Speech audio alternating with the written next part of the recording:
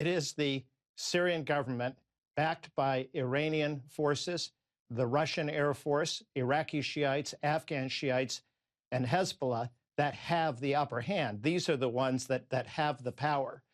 And I see no point in continuing to support an opposition that has already lost. It simply gets more people killed. So what I've said is this is the time now to see if we can basically negotiate a surrender, but where the losing side doesn't lose everything.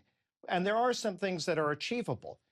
For example, amnesty, some opportunities for people to return home, possibly even the removal of some of the Syrian officials, obviously not including President Assad, who are responsible for the worst crimes, some international monitoring. It's not a lot, but it is a lot better than continuing a lost war. And here, Russia has a lot of leverage, and it shares some of our goals, which Iran and the Syrian regime don't. Yeah. But the Syrian regime would still like the Russian Air Force. So I think there is a possibility, no guarantee of success, but a possibility of trying to have basically a negotiated surrender that provides some terms that would allow the losing side to continue to live in Syria. The idea of a so-called negotiating surrender, particularly with an incoming president, doesn't that put the United States president on the side of Bashar Assad? Well, let's be clear. In his very first interview as president-elect, which was with the Wall Street Journal, Donald Trump said that he wanted to work with the Assad government and with Russia to defeat the Islamic State. And yes, what's going on in Syria is absolutely horrendous.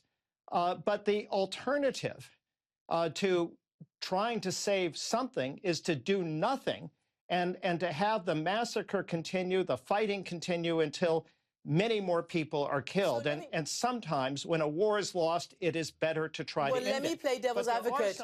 No, Peter, you were in the Balkans and you mentioned Srebrenica. That is not what ended the war. What ended the war was the United States leading a coalition to bomb and push back the aggressors, the Bosnian Serbs. Why shouldn't that happen in this case, Peter?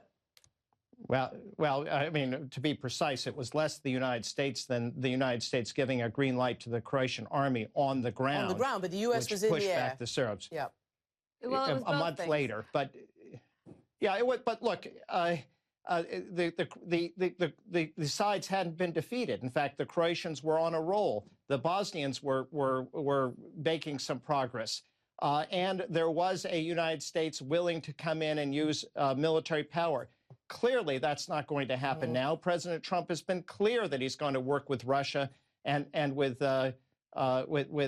Assad.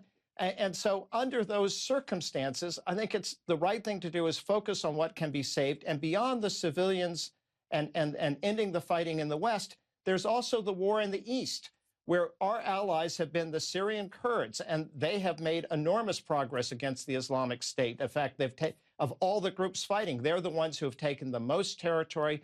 They have inflicted the biggest defeat on the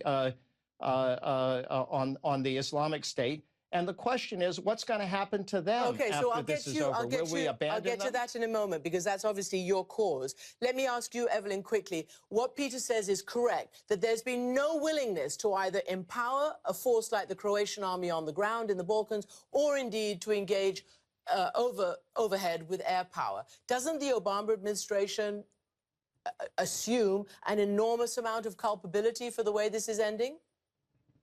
Yes, absolutely. But the problem is, I don't think, I mean, I'm not, a part of me understands, obviously, Peter's argument. I would also like a negotiated settlement.